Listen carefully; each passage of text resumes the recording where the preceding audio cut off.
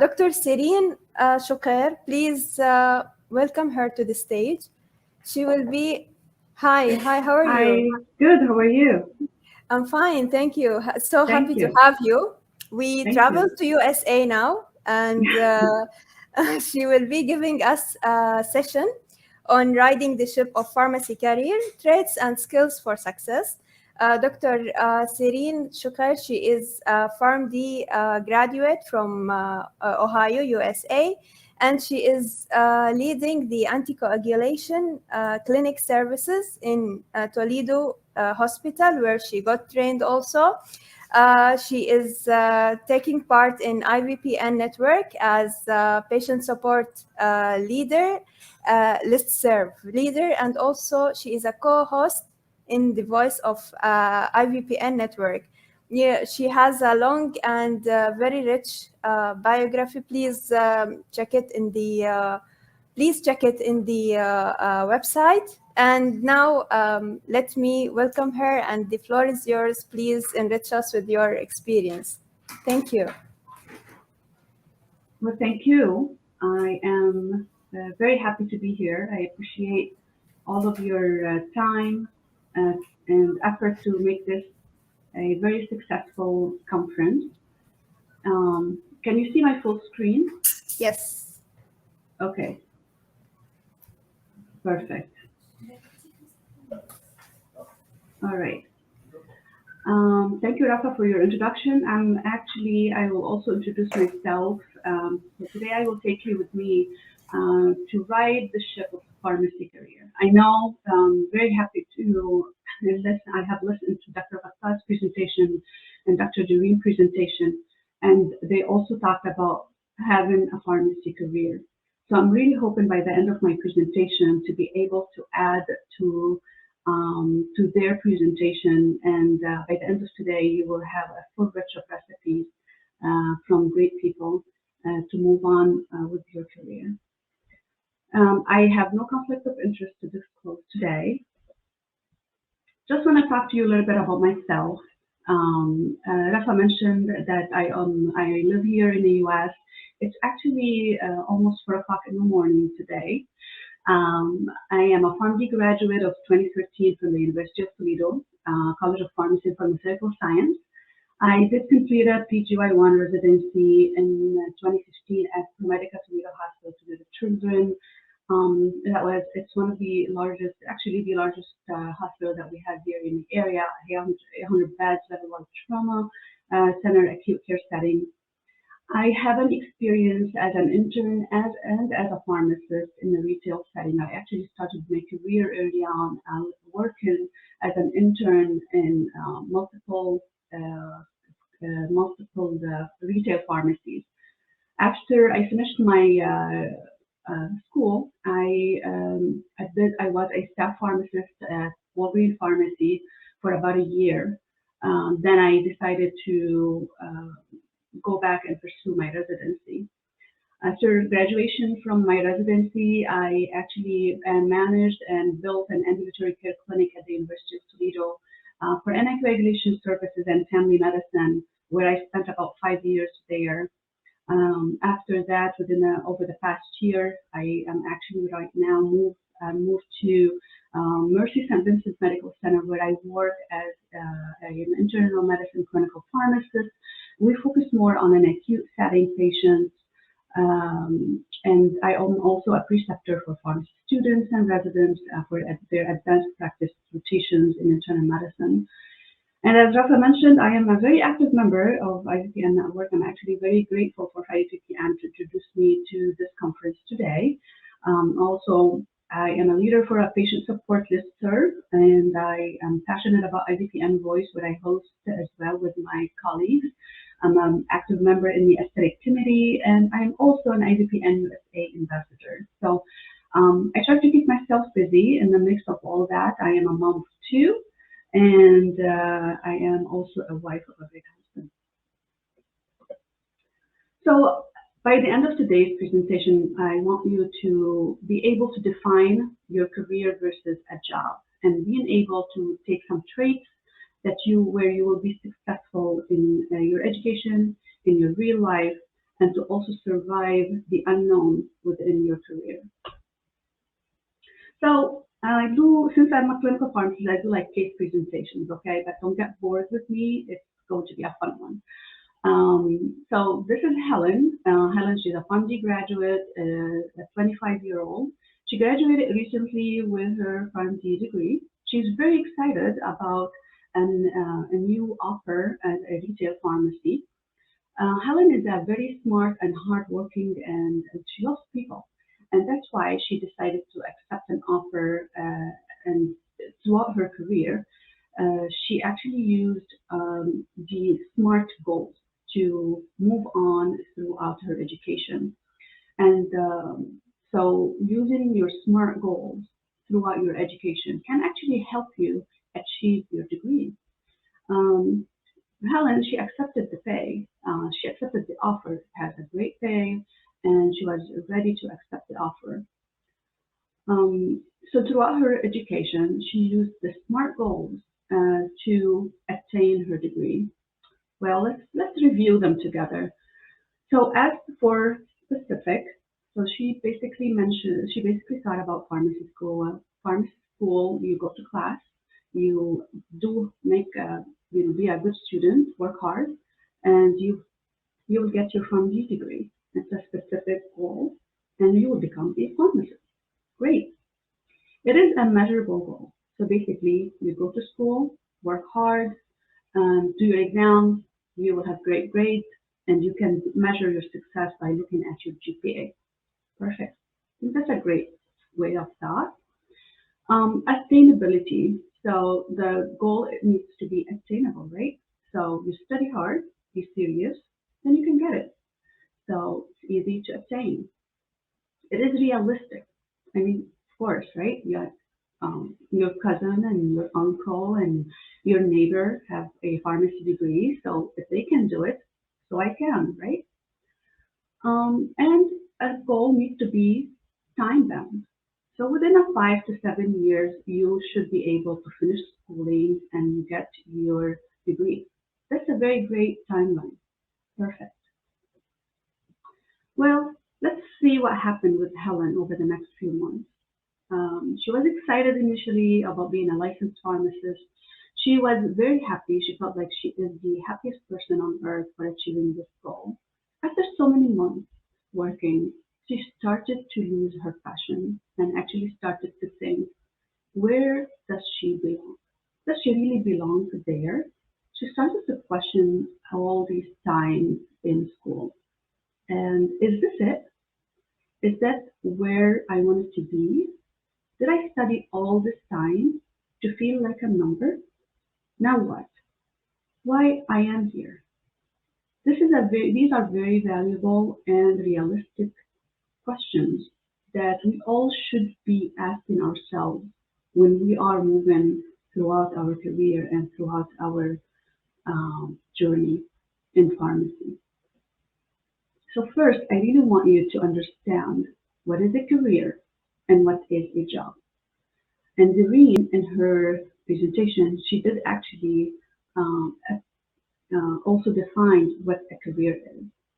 To build your career, you really need the education, the skills, and the interest in a certain field. And you really need to set goals. A career is a field or a pursuit, like if you Google the word career, where it's a consecutive progress of achievement, especially in the public, professional, or business life, where both the career and the job can may need the same requirements: the education, the skill, and the interest. Well, the difference is in the goals and in the outcome. Where the job is, on the other hand, it's basically defined as a regular, part-time, full-time position where you get paid to do it. And it is the outcome and the goal are different. A lot of times people don't have that purpose to continue with the job. And this is where a career comes into a play here, where I would like at the end of my presentation to leave you thinking about your purpose. Why am I in pharmacy? Why I am a pharmacist? So to be honest, all fresh graduates, when we first graduate, or when we are in school, we spend our time in school on like the survival mode. So you're just trying to pass an exam after an exam and keep plugging into it to the next semester, thinking that you're going to be the happiest person after every semester ends. But what we don't learn in school is actually how to transform our degree into a career. So Helen found herself unfulfilled and not happy with her current job. She found that she did not find a purpose. She doesn't have a purpose to fuel her to move on to the next level in her life. So she decided to pursue a residency, a more challenging step. And because she knew that this is the only way to expand her options, she decided to apply. Well, do you think this is the way? Well, let's see. Throughout my presentation, I really want you to look at this book as a very valuable book that can be applied anywhere in your life, even if you're a student or you're working in a pharmacy or any other career. It's a great book by Simon Sinek, Start with Why. And throughout my presentation, I actually used this book to articulate my life lessons and make it a little bit more applicable for you to see. As pharmacists, we are all striving to have a workplace where we feel fulfilled, where you want to focus on doing good and focus on how to be happy at your job.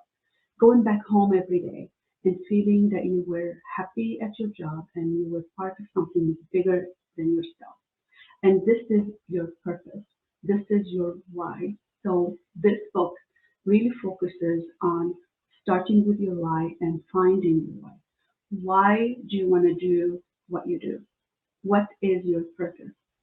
Now in school, at your current stage in life, your school teach you what to do as a pharmacist, how to do pharmacy, but they never teach you why do you do pharmacy, because that comes from the heart and it comes from the gut, your inner gut, and it feels right to do it. You cannot really describe a lot of times why you do pharmacy. Many times it just feels right. And unfortunately, in our society, that the society look at our degree as a label for us and look at our degree as to find it or to define our status. But really, sometimes we find ourselves lost after graduation, or we find ourselves that we're heading in the wrong direction. But really, the only way to shut down that noise is to know your purpose. This is it's called the golden circle, defined by Simon Sinek. So successful people actually start with inward out. So they start with the why, they want to do something, and then they look for how to do it and what to do. Unfortunately, many of us, including myself, we started from what? Going back, going inward. So successful people start outward, I'm sorry, where unfortunately 90% of us start with what, and we try to define our why. And that's okay, but it is your time now. You do have time to really find your purpose. I urge you, if you don't know what is your purpose now for being a pharmacist, going to pharmacy school, try to look for it. How you can experiment different opportunities. Not necessarily that it is pharmacy related. It can be anything. And a lot of times, these different experiences are actually what can help us to spark something in us and challenge us in a way to use our creative thinking. And after that, you may use that creative thinking and translate it into your why you are in pharmacy school and why do you want to be a pharmacist. And just be aware that your purpose can really change from time to time. And that is okay. Scientifically, you know that, I don't know if you know, but scientifically, our brain takes about 3 decades to fully mature. So not until we are in our 30s where we actually have a fully mature, well-developed brain.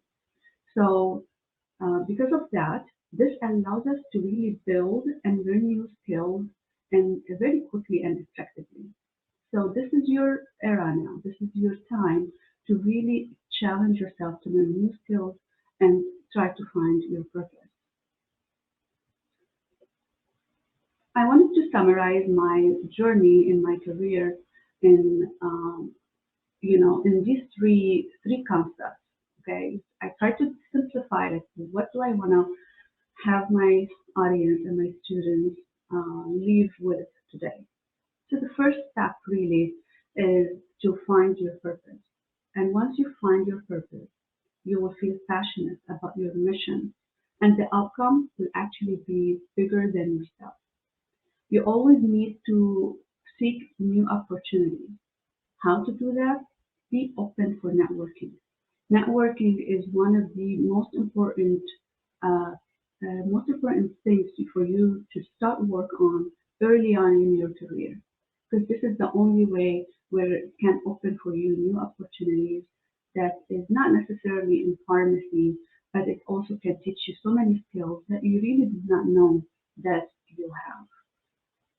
And after you find your purpose and you actually found opportunities and built yourself, you will make a momentum. You will create a momentum where people will actually look at you and want to be like you. And they want you lead others and inspire others to do what you are, to do what you do, and to be who you are. Now, of course, I also want you to think about innovation. Innovation is one of the most important things um, to think about in your career. Why? Because innovative people are the ones who are forward thinkers. They are experimental. They always think ahead. They always want to experiment new ideas, and they're not afraid of failure. They actually celebrate failure because failures are only opportunities for growth. They're not actually a failure, but they're opportunities for growth. And innovative people, they own their mistakes. They admit it, they own it, and they try to correct it. But they're not stuck there. They don't just keep thinking about their mistakes. They forget the past. Remember, they are forward thinkers. So they move on, they keep these mistakes behind them, and they forget the past and they move forward. But above all, with all your innovative ideas, you really need to believe in your idea. Because if you do not believe in your idea, you cannot really ask other people to support it and to help you grow. You have to believe in it truly and honestly. And this is how you will make others as well help you and want to walk your walk and talk yourself. Now, of course, throughout my journey, I had many obstacles, but it is your choice if you want to look at these obstacles as opportunities or just obstacles. So just to give you an example of my journey here, being in the US, I actually started my going to pharmacy school, and I had children during my pharmacy school. I did marry at a younger age, but that actually did not really stop me. I actually I focused on my goals of being a pharmacist. So I did have many obstacles in my day-to-day life, but actually I looked at them as an opportunity for me to be stronger at what I do and to build this resilience to be able to handle anything else later in life. So what you really need to ask yourself, what when you start a new career or start a new opportunity, know what you are not good at, not what you're good at. Know what you're not good at. What is your weakness? Once you know your weakness, You need to admit it. And you really need to say it out loud to your colleagues, to your spouses, to your family, to your boss, to your director. That is okay 100%. Because admitting it, it is not a sign of weakness. It's actually a sign of true maturity. Once you know what you are not good at, you're going to need to seek opportunities of how to learn this new skill or how to be better at what you do. And then you want to give it all you have, all your time, all your passion, all your energy. But along the way, don't forget to enjoy the journey. You really need to have fun with the process. If you don't have fun and laugh out loud and laugh at every mistake that you do and take it all serious, that will drain your energy.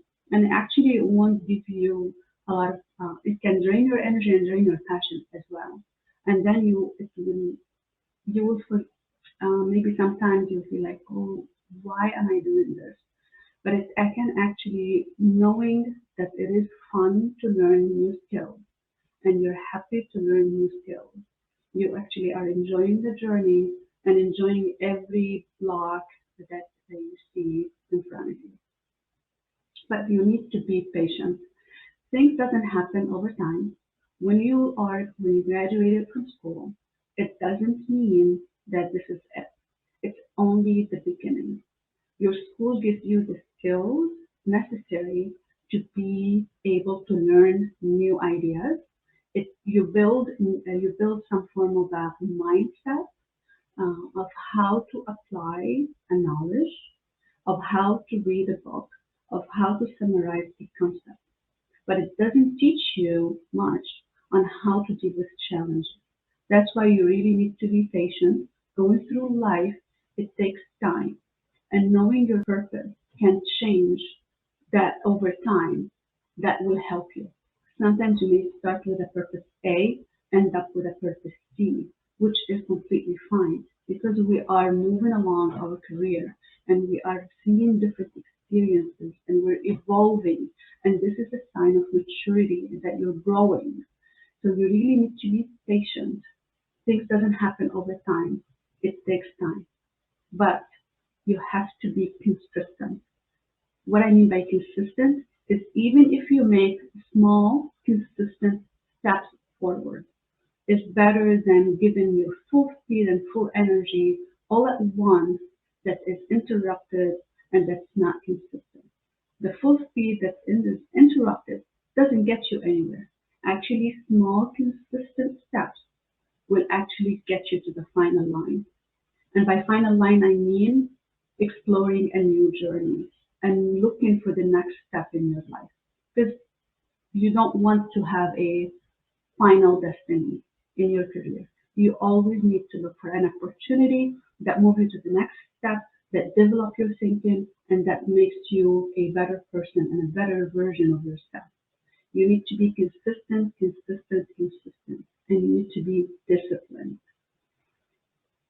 And the goal here, when you're moving throughout your career, is always to be a better version of yourself, of the person you were yesterday. You are not competing with anyone to be better than any person. You are your competition.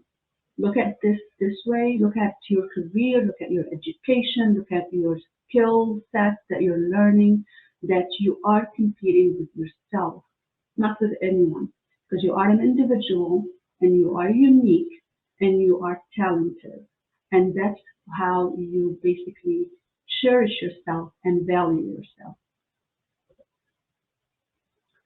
So throughout your career, I kept in mind, or not really kept in mind, but with the help of reading, I read a lot of books about how to overcome challenges, how to become better self, how to become a better person in dealing with different challenges, in balancing life, balancing being a mom, balancing being a student, balancing being an intern early on in my career, and then being a professional and moving on to the next step.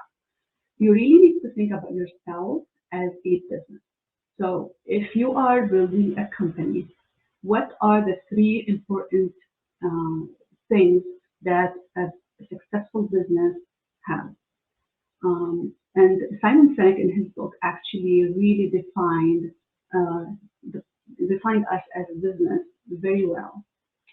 And I used his words that really helped me to articulate how I did it. And I'm still trying to figure it out. I'm not stopping there. I'm still trying to figure out myself every single day. So you really, as to be a good business, if you are a business, you have to build trust.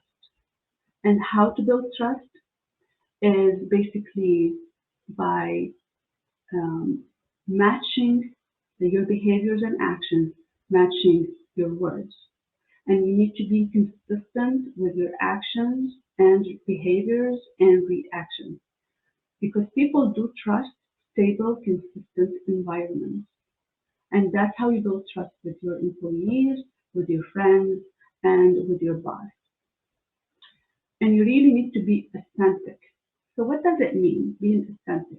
Authentic is a very charming word, to be honest. Authentic is meaning that is when you as a person, your actions matches your values and your beliefs. And this is where authenticity comes from. And to being authentic, it can actually help you to build a sustainable business model. So you are a business and you need to be you have to have a sustainable business model. You don't want to be successful this year and next year you fail and you don't know how to get out. We're always going to go into this route of success, failure, which is completely fine. Life is not a straightforward line. But always remember, you need to be authentic. You do not want to fit in other people's pre-designed clothing or shoes. You are who you are, and people need to accept you for who you are. As long as in your mind you have this purpose in being a pharmacist, and you will be able to find your authentic self. At times, living in the US, I lost myself trying to fit in a society as a minority Muslim. But the older I got, I understood that actually matching my behaviors to my beliefs as a Muslim, hijabi, Arab American woman actually makes me more charming and makes me more powerful. Actually, it did empower me to have my own identity, my own actions, and using my values to match my business model and to match my actions every day actually made me a better trustworthy person and more authentic who doesn't look like anyone. And being unique is something good. Being different is something good. It doesn't mean to be successful you have to match other people's roads or walk the walk of other people's predefined career paths or success. You define your success and you are the only one responsible for your own purpose. And when you know how people can trust you as a business, being authentic, you'll actually brand yourself. So Doreen did touch on branding. What does branding mean? Branding mean is that we're a successful business. When you are seeing a sign, when I see a hijabi Muslim woman, I see 1, 2, 3. I see certain values. So I define my values by my actions and I build my own branding. Being a pharmacist who is hijabi, Arab, and living in the US. So I always keep that in mind. So you will find when you build your own brand and be authentic and trustworthy, you'll find many people who will actually share your ideas and who will follow your ideas. You will find a place to work where they appreciate you for who you are. At the end of my presentation today, I do want you to think about this quote from Warren Buffett. He's one of the most successful businessmen and very experienced and very influential. We don't really have to be smarter than anybody else. Remember that. You just need to be just more disciplined than the rest. And that being disciplined and being consistent are good enough and strong enough statements to help you move with your career forward. So I hope that I left you with certain traits, skills, and some values that you really need to have in order to move forward with your career. But at the end of the day, you find your purpose and you find how you want to do this. Now, there is no like magic recipe that I can provide it for you, but I can tell you that building a trust, being authentic, it will help you to build a brand and be consistent and be disciplined. Now, what do you think Helen's next step would be? What do you decide? And at the end of my presentation, I really want to acknowledge and thank you, Dr. Sirine, and thank you, IBPN Network. If you're looking for a place where you're trying to search for your purpose and trying to find what pharmacy is all about and what we have, please explore IBPN Network. We have so many cool ideas, cool research, crazy ideas where you are more than welcome to explore and try if you don't, if you haven't already. And the two listservs that I do recommend for you as students, we do have the listserv, student listserv in the IDPN network. And my own listserv is the patient support listserv, where we explore ways to help patients be better, have a better well-being, and applying all the skills and clinical settings to help patients be better. So join me there, join IDPN Network, and thank you, Dr. Osama Sabora, for acknowledging me to be part of this conference. And thank you.